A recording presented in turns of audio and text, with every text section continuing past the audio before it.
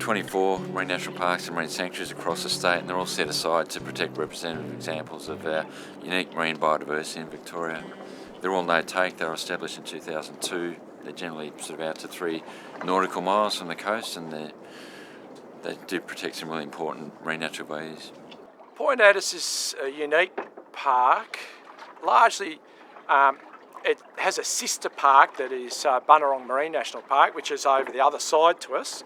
So the only bit of the coast along here between Melbourne and Cape Otway that's reserved as a marine national park is Point Addis Marine National Park. The marine park is very special to Seine because we took a lead role in trying to get its establishment. We wrote submissions a long time ago in the lead up to the marine national parks, and eventually on November 16, 2002, the state government legislated for marine national parks, the Point Addis Marine National Park specifically. It's about a community group telling people, well, this is a very important place, and then the science also coming in behind that and saying, yeah, you know, there are a lot of very special things about this place, and it would be a really good thing to create a marine national park. Most people in Victoria are probably not aware that about 85 to 90% of the species that we have in southern Australia don't occur anywhere else in the world. So we've got some really unique and diverse marine life in Victoria.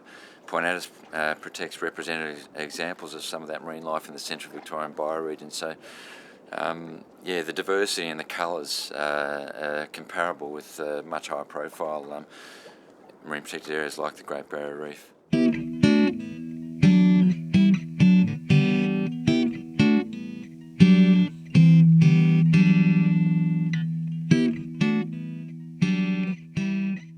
I've been coming to Bells Beach for as long as I can remember. There's photos of me on the beach at Bells from when I was before the age of 1. So Bells is a special place to me, and I've been coming here for as long as I can remember. It's home.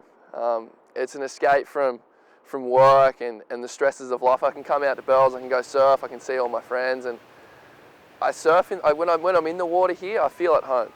Like, there's something about the cliffs and the landscape and the water that keeps me centered and keeps me feeling good about myself and just a good outlook on life. Obviously Bells is a focal point of the Marine National Park, but I grew up surfing and learnt to surf at Point Addis, and the house I live in actually backs onto the Ironbark Basin, which backs onto the Point Addis Marine National Park and Point Addis Bay. So I like going down there and teaching my friends to surf down at Point Addis. It's such a beautiful area, and I really enjoy those parts as well.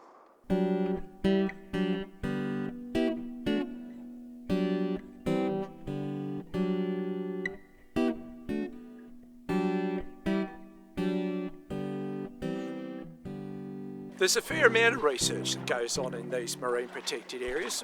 Today's trip is about finding some sites that we think have good diveable merit, so, you know, profile, relief, big rocky walls, good places to get some spectacular footage. So we've got our divers down at the moment. Their job is to take good still and good video imagery.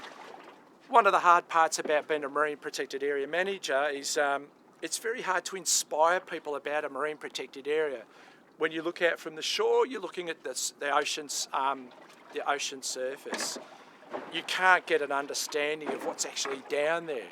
And as we know, because we're seeing the fish abundance that we see today, our divers will take some imagery, and it's about bringing a message back home to people who can't get out here and dive.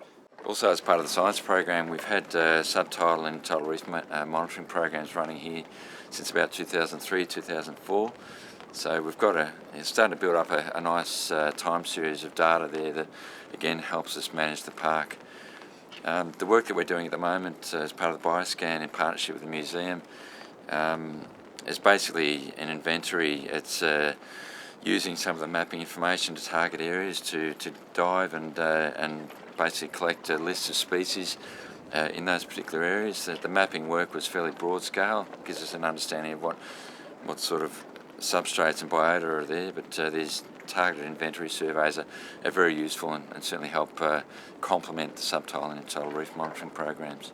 Marine protected areas are a receiver of things out of catchments. So Point Addis has a multitude of catchments that discharge into it. River health, estuary health, they all impact on marine protected areas. Climate change is also a much broader threat to the marine environment. Parts of Victoria, particularly in East Gippsland, are considered hotspots for sea surface temperature increases, ocean acidification, various other stresses like sea level rise and so on. So certainly Point Addis is vulnerable to those sorts of climate change stresses as well. Seine started in 1988, and from the very start our motto has been don't destroy what you came to enjoy.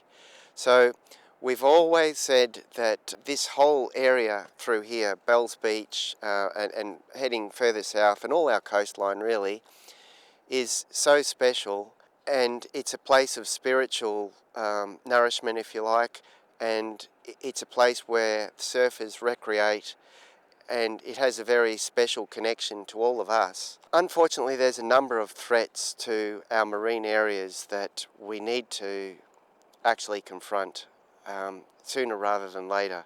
The first most obvious one for me is this thing about climate change and how it causes sea level rise, but more importantly ocean acidification. The second thing is plastics in the ocean and marine debris. It's well documented now that there are huge areas of plastic out in the ocean, and when that plastic breaks down, it doesn't disappear. It actually goes down into smaller pieces, and when organisms eat that plastic, it causes lots and lots of problems to those things, usually death. Other things include invasive species and diseases, and it's of particular concern that things like Japanese kelp or Undaria has colonised a part of the Victorian coast now, and it has the potential to colonise much larger areas. And once again, that's where community can play an important part as a group that can blow the whistle on those weeds, if you like. I think community groups can play a significant role in informing the general public about the values of marine national parks, because they aren't. There's no extraction from the area, and because most people generally don't know very much about what's under the surface of the ocean, groups like Seine can actually play a great role in providing that information in interesting ways.